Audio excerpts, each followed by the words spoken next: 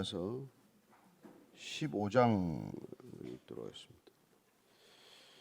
15장 1절에서부터 마지막까지 21절까지 조금 양이 많긴 한데 같이 들어가겠습니다. 시작. 여호와께서 내게 이르시되 모세와 사무엘이 내 앞에 섰다 할지라도 내 마음은 이 백성을 향할 수 없나니 그들을 내 앞에서 쫓아내 보내라. 그들이 만일 내게 말하기를 우리가 어디로 나아가리요 하거든 너는 그들에게 이르기를 여호와께서 이와 같이 말씀하시니라. 죽을 자는 죽음으로 나아가고 칼을 받을 자는 칼로 나아가고 기근을 당할 자는 기근으로 나아가고 포로될 자는 포로됨으로 나아갈지니라 하셨다 하라. 여호와의 말씀이니라. 내가 그들을 네 가지로 벌하리니 곧 죽이는 칼과 찢는 개와 삼켜 멸하는 공중의 새와 땅의 짐승으로 할 것이며 유다 왕 히스기야의 아들 므낫세가 예루살렘에 행한 것으로 말미암아 내가 그들을 세계 여러 민족 가운데에 흩으리라. 예루살렘아 너를 불쌍히 여길 자 누구며 너를 위해 울 자 누구며 돌이켜 내 평안을 물을 자 누구냐. 여호와께서 이르시되 내가 나를 버렸고 내게서 물러갔으므로 내게로 내 손을 펴서 너를 멸하였노니 이는 내가 뜻을 돌이키기에 지쳤음이로다. 내가 그들을 그 땅의 여러 성문에서 키로 까불러 그 자식을 끊어서 내 백성을 멸하였나니 이는 그들이 자기들의 길에서 돌이키지 아니하였음이라. 그들의 과부가 내 앞에 바라 모래보다 더 많아졌느니라. 내가 대낮에 파멸시킬 자를 그들에게로 데려다가 그들과 청년들의 어미를 쳐서 놀람과 두려움을 그들에게 갑자기 닥치게 하였으며 일곱을 낳은 여인에게는 쇠약하여 기절하게 하며 아직도 대낮에 그의 해가 떨어져서 그에게 수치와 근심을 당하게 하였느니라. 그 남은 자는 그들의 대적의 칼에 붙이리라. 여호와의 말씀이니라. 내게 재앙이로다. 나의 어머니여, 어머니께서 나를 온 세계에 다투는 자와 싸우는 자를 만날 자로 낳으셨도다. 내가 구워주지도 아니하였고 사람이 내게 꾸이지도 아니하였건만은 다 나를 저주하는도다. 여호와께서 이르시되 내가 진실로 너를 강하게 할 것이요 너에게 복을 받게 할 것이며 내가 진실로 내 원수로 재앙과 환난의 때에 내게 간구하게 하리라. 누가 능히 철 곧 북방의 철과 놋을 꺾으리요. 그러나 내 모든 죄로 말미암아 내 국경안의 모든 재산과 보물로 값없이 탈취를 당하게 할 것이며 내 원수와 함께 내가 알지 못하는 땅에 이르게 하리니 이는 나의 진노의 맹렬한 불이 너를 사르려 함이라. 여호와여 주께서 아시오니 원하건대 주는 나를 기억하시며 돌보시사 나를 박해하는 자에게 보복하시고 주의 오래 참으심으로 말미암아 나로 멸망하지 아니하게 하옵시며 주를 위하여 내가 부끄러움 당하는 줄을 아시옵소서. 만군의 하나님 여호와시여 나는 주의 이름으로 일컬음을 받는 자라. 내가 주의 말씀을 얻어먹었사오니 주의 말씀은 내게 기쁨과 내 마음의 즐거움이오나 내가 기뻐하는 자의 모임 가운데 앉지 아니하며 즐거워하지도 아니하고 주의 손에 붙들려 홀로 앉았사오니 이는 주께서 분노로 내게 채우셨음이니이다. 나의 고통이 계속하며 상처가 중하여 낫지 아니하면 어찌 됨이니까. 주께서는 내게 대하여 물이 말라서 속이는 시내 같으시리이까. 여호와께서 이와 같이 말씀하시되 내가 만일 돌아오면 내가 너를 다시 이끌어 내 앞에 세울 것이며 내가 만일 헛된 것을 버리고 귀한 것을 말한다면 너는 나의 입이 될 것이라. 그들은 내게로 돌아오려니와 너는 그들에게로 돌아가지 말지니라. 내가 너로 이 백성 앞에 견고한 너 성벽이 되게 하리니 그들이 너를 칠지라도 이기지 못할 것은 내가 너와 함께하여 너를 구하여 건짐이라. 여호와의 말씀이니라. 내가 너를 악한 자의 손에서 건지며 무서운 자의 손에서 구원하리라. 아멘.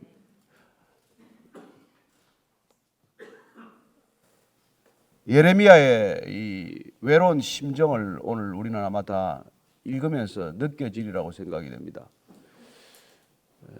예언자로서 하나님께서 입에 주신 말씀을 전할 때 오해를 받거나 또 비난을 받거나 심지어 조롱당하거나 박해를 당할 때 그 심정은 어떨까요? 그 외로움은 어떨까요? 그래서 오늘 이 우리가 말씀을 읽으면서 별로 두 번 읽고 싶지 않은 이 말씀이지만 그러나 하나님께 우리가 나아가는 이유를 발견하게 됩니다. 결국은 우리가 그 믿음의 삶을 산다는 것은 외로운 길이라는 것입니다. 믿음의 특별히 말씀을 전하는 전도자의 삶, 또 말씀을 선포해야 하는 예언자나 설교자의 입장은 그런 것이라는 것이죠. 그때 그 외로움을 이기는 길을 우리는 어떤 길을 가야 할까요? 그게 결국 믿음의 사람과 믿음이 없는 사람, 내지는 하나님의 소명을 받은 자와 소명을 받지 못한 자의 차이요, 갈림길이 드러나게 됩니다. 오늘 먼저 말씀을 따라가면서 예레미야의 심정을 한번 같이 느껴보기를 바랍니다. 15장 1절에서 4절까지 다시 읽습니다. 시작. 여호와여 내게 이르시되 모세와 사무엘이 내 앞에 섰다 할지라도 내 마음은 이 백성을 향할 수 없나니 그들을 내 앞에서 쫓아내 보내라. 그들이 만일 내게 말하기를 우리가 어디로 나아가리요 하거든 너는 그들에게 이르기를 여호와께서 이와 같이 말씀하시니라. 죽을 자는 죽음으로 나아가고 칼을 받을 자는 칼로 나아가고 기근을 당할 자는 기근으로 나아가고 포로될 자는 포로됨으로 나아갈지니라 하셨다 하라. 여호와의 말씀이니라.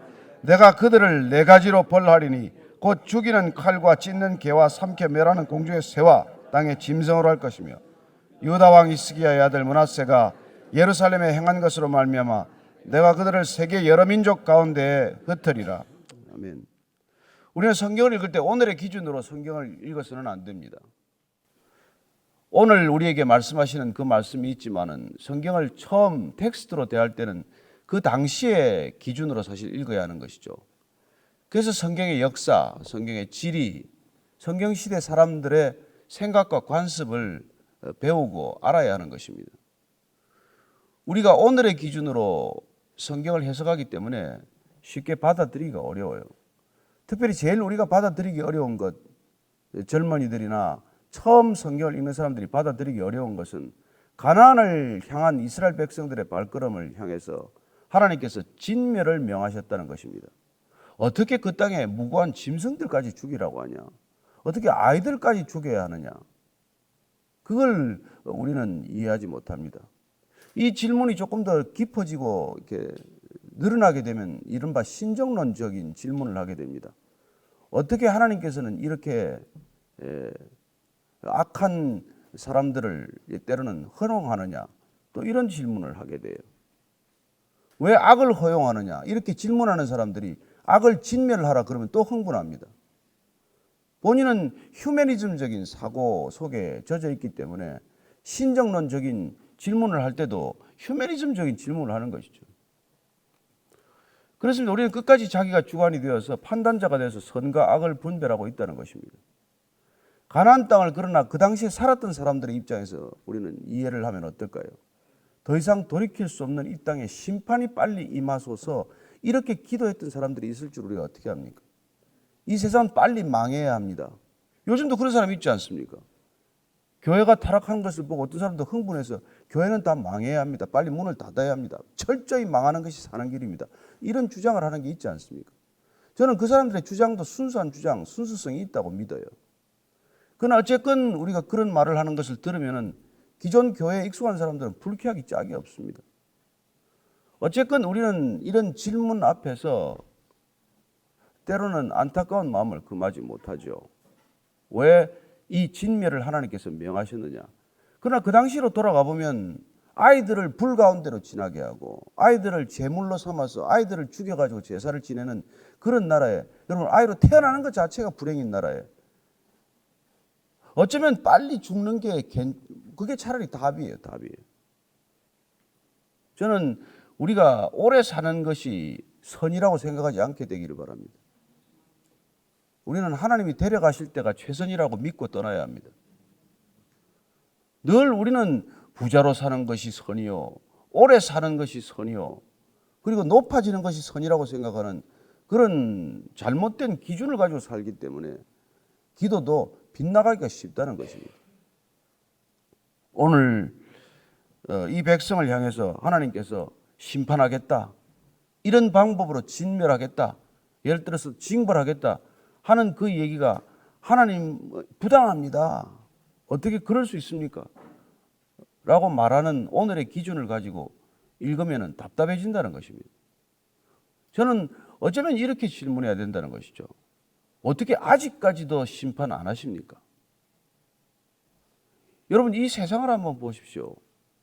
지금 우리가 인간이 살고 있는 게 과연 이게 살만한 세상을 지금 만들고 있습니까? 어떻게 아직까지도 참으십니까? 아직까지도 진멸하지 않으십니까?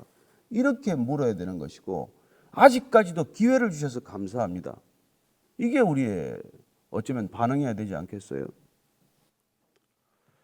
자, 므낫세 때 한번 잠깐 보십시다. 므낫세 왕이 어떤 짓을 저질렀는지 열왕기하 21장 한번 보십시오. 열왕기하 21장 제가 3절 읽어드리겠습니다.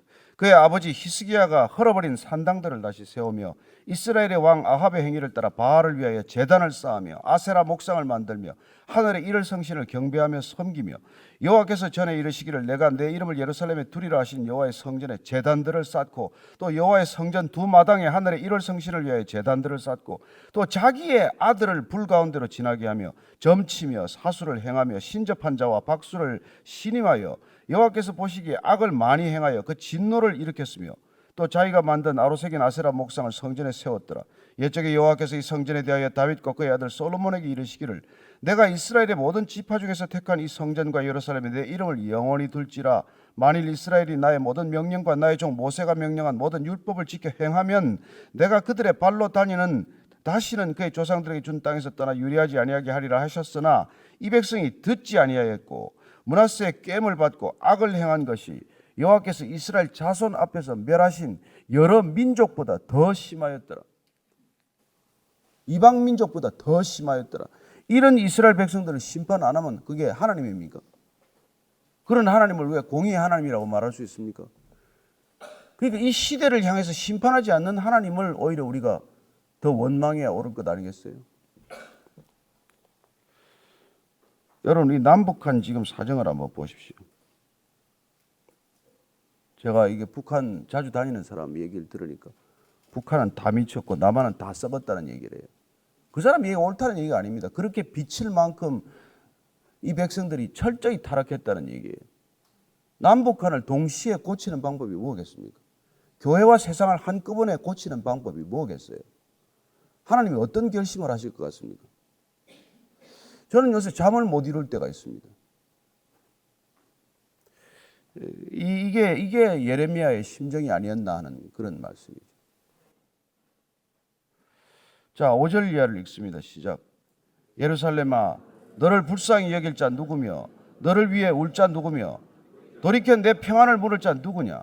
여호와께서 이르시되 내가 나를 버렸고 내게서 물러갔으므로 내게로 내 손을 펴서 너를 멸하였노니 이는 내가 뜻을 돌이키기에 지쳤음이로다.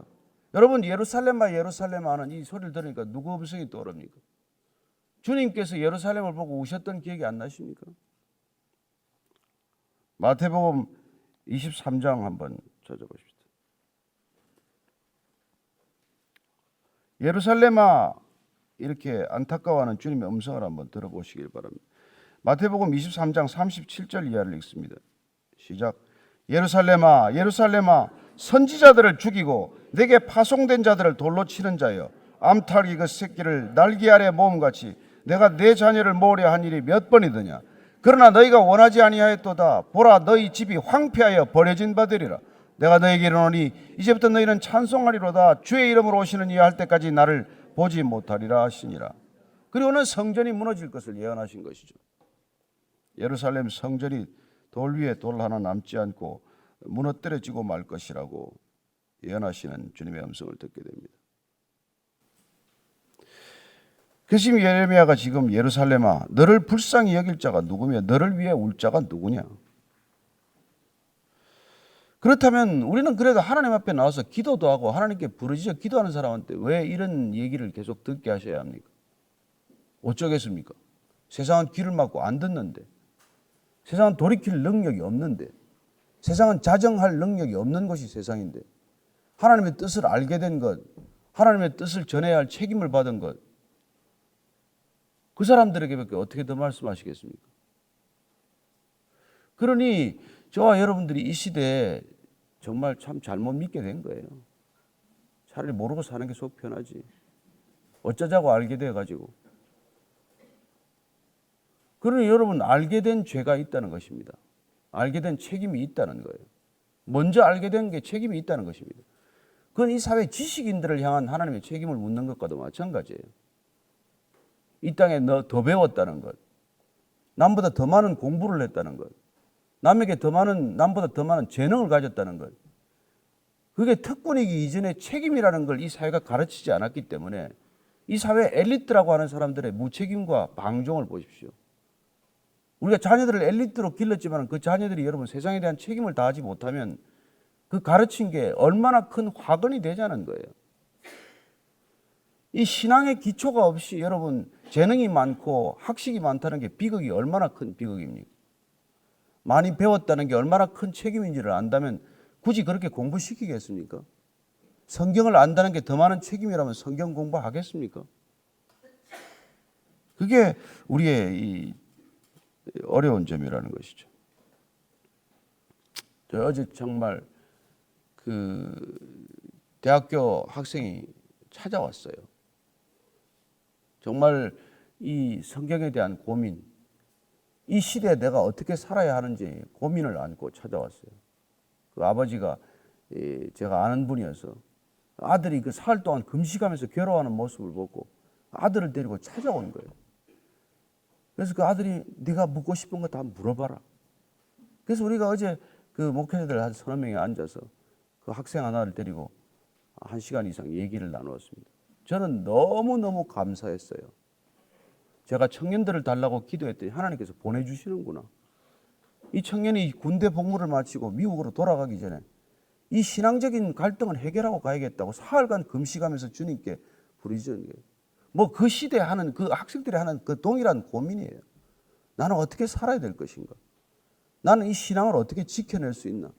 이 음란의 시대에 나는 어떻게 정결할 수 있나? 뭐 이런 젊은이들이 하는 고민이에요. 그런 고민을 가지고 하나님 앞에 나와서 씨름할 수 있는 게 복이라는 겁니다. 오늘 이 예레미야가 이런 고민을 하나님께 털어놓을 수 있다는 게 믿음의 사람의 특징일 뿐이에요. 세상은 이런 고민을 안고 있습니다. 그러나 하나님께 나아오지 않아요. 그래서 어떻게 심판을 받느냐? 칼이나 기근이나 역병이나 이런 결과를 맞게 된다는 것입니다. 나중에는 그 시신을 수습할 수 없는 지경이 된다고 말합니다. 그렇죠. 여러분 학살의 현장을 진짜로 가보십시오. 얼마나 많은 전장의 현장에서 시신을 수습하지 못합니까? 다 짐승들이 뜯어먹는 것이죠. 이런 일들이 닥칠 수 있다 이 얘기입니다. 그러니까 우리가 이런 얘기를 하고 있는 게 얼마나 아직도 기회가 있다는 얘기입니까? 우리가 이런 성경을 읽고 있고 기도를 할 수 있고 하나님의 자리 전에 나아갈 수 있는 것, 이게 우리에게는 축복이고 이게 믿음의 길의 차이일 뿐입니다. 고통스럽긴 더 고통스럽지만 그러나 우리는 이 고통을 가지고 씨름할 수 있는 하나님이 계시고 하나님께 나아가서 이걸 끊임없이 질문할 수 있다는 것, 이게 우리가 믿음의 사람과 믿음 없는 사람의 차이예요. 뭐 딴 차이 없습니다.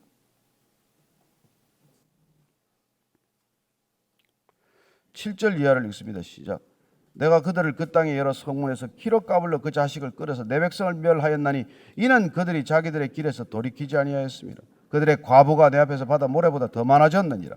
내가 대낮에 파멸시킬 자를 그들에게도 데려다가 그들과 청년들의 어미를 쳐서 놀람과 두려움을 그들에게 갑자기 닥치게 하였으며 7을 낳은 여인에게 쇠약하여 기절하게 하며 아직도 대낮에 그의 해가 떨어져서 그에게 수치와 근심을 당하게 하였느니라.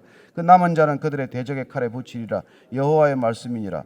이런 끔찍한 일들이 눈앞에 펼쳐질 것이라고 그냥 보여주는 것이죠.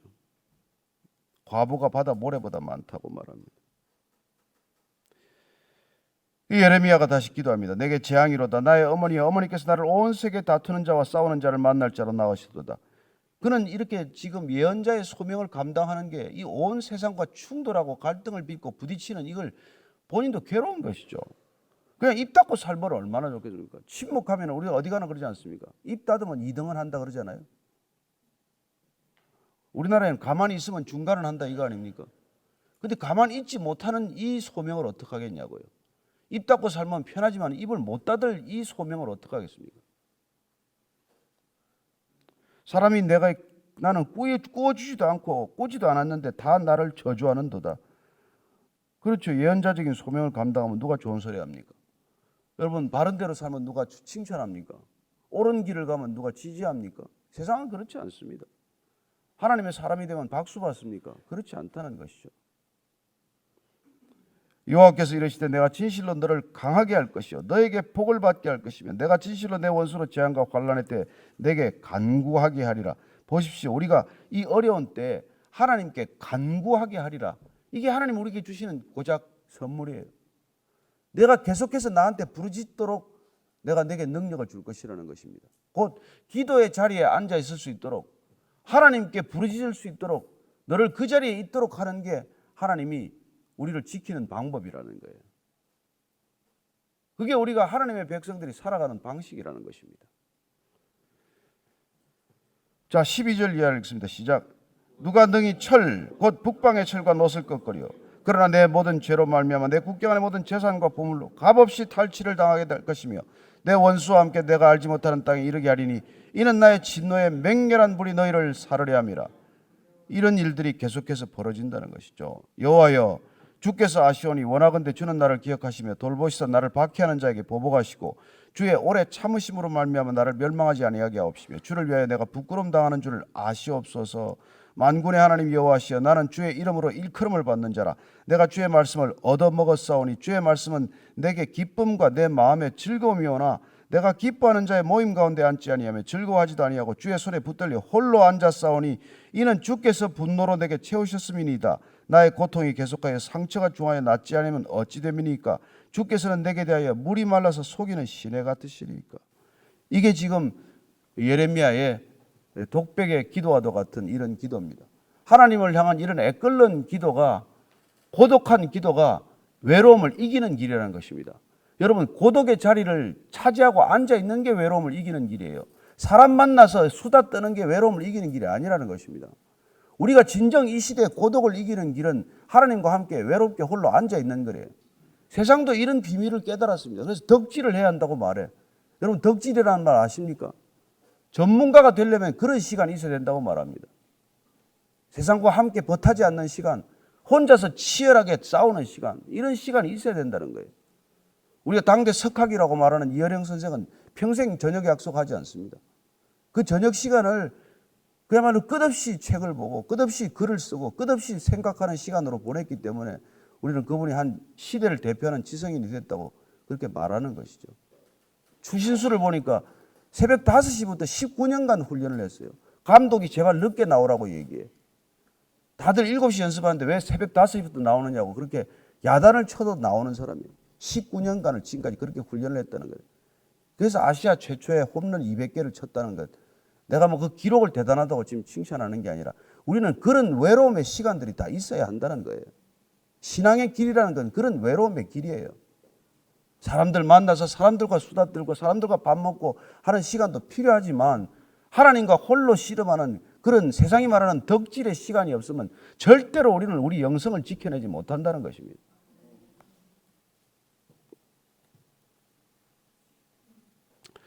그래서 오늘 이 예레미야가 지금 하나님께는 이렇게 쏟아볼 수 있어요. 하나님 뭐합니까? 지금 나를 속이는 겁니까? 이렇게 얘기해 지금. 내게 대하여 물이 말라서 속이는 시내 같으니까. 이스라엘은 와디라고 부르는 말라붙은 시내가 많습니다.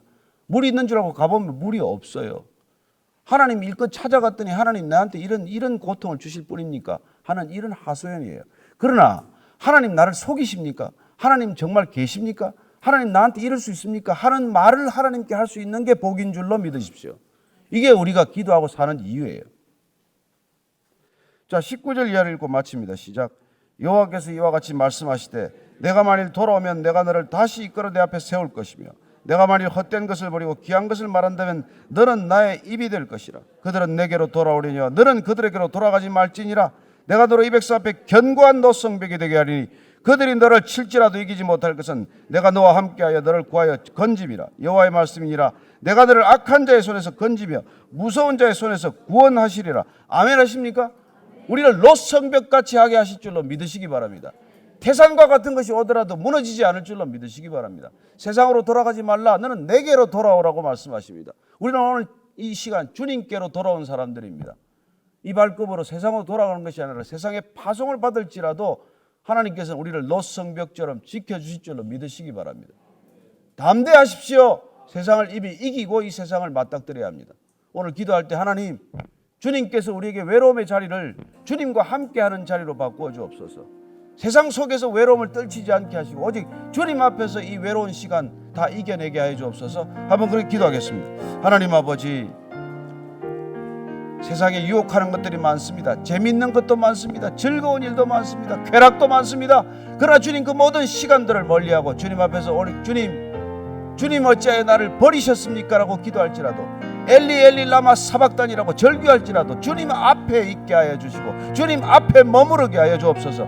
주님 앞에 있는 것이 구원인 줄로 믿습니다. 주님 앞에 사는 것이 복인 줄로 믿습니다. 우리를 노성벽같이 담대하게 하여 주시고 강건하게 하여 주옵소서. 하나님, 젊은이들이 그런 담대함을 가지고 이 세상을 이기게 하여 주옵소서. 세상으로 가는 발걸음이 아니라 주님께로 오는 달려오는 발걸음들 다 되게 하여 주옵소서. 하나님 아버지, 주님은 우리의 산성이시오 구원의 뿌리시오니 주님, 우리를 성벽처럼 든든케 하여 주옵소서.